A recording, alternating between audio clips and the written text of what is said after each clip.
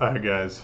Right on through a couple games of Kansas's running back, Pooka Williams, who I know a lot of people talked a lot of good things about, whatnot. And, I see some good, I see some bad, but I just want to point out some of the bad, actually, a lot of the bad that I've seen from his game.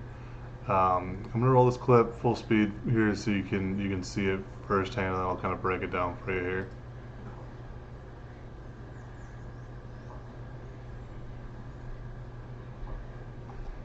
All right. It's a clear game tackle. He's tough to bring down.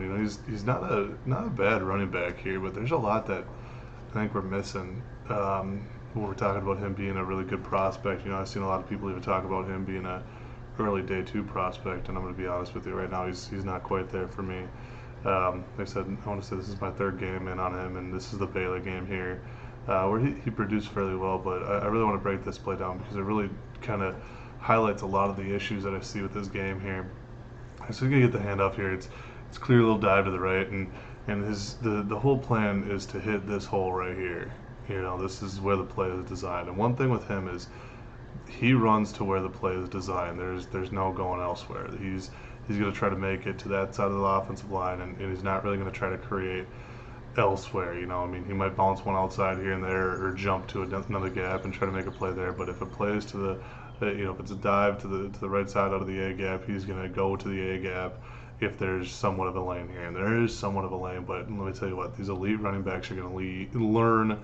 They know how to look at leverage here, and you can clearly see, right off the snap here, the center just immediately loses leverage. Look at this. Before Pooka even gets the ball in his hands, like that nose tackle has him beat with the leverage there. All right. Also, so you see he's beat with leverage, but you look at the defense here. You got a safety. He's going to be covering over the top here. And, he's going to be dropping down. But the point is, if you see leverage getting beat to the inside of that gap, you're supposed to run. And you got a safety on this side here.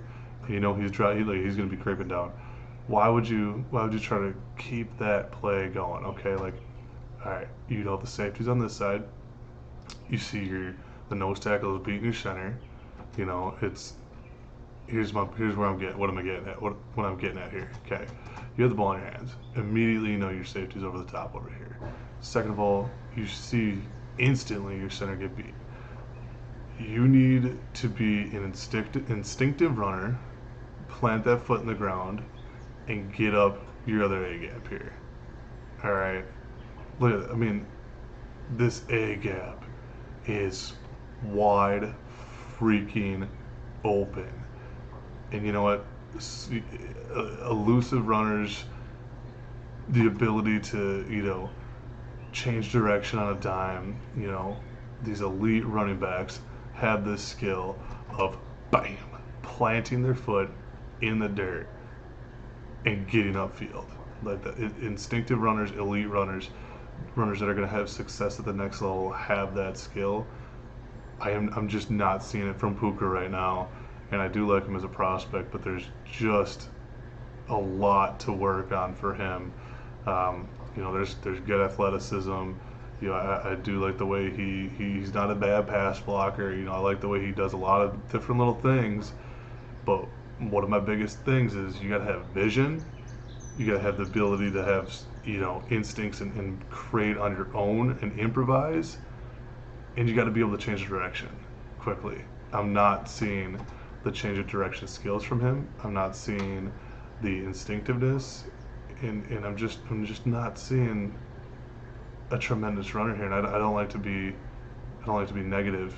I feel like a lot of times I'm a little too harsh on some of these prospects, but you got to be, because if you're projecting these guys to the next level, this is one of many plays that I've watched where he does the same thing over and over again, and it's just like I just stop it here, and I'm just like, oh man, I know it's not easy seeing these holes, but that's a semi truck you could drive that through, and he's got to get better at that if we want to talk about him being a running back at the next level.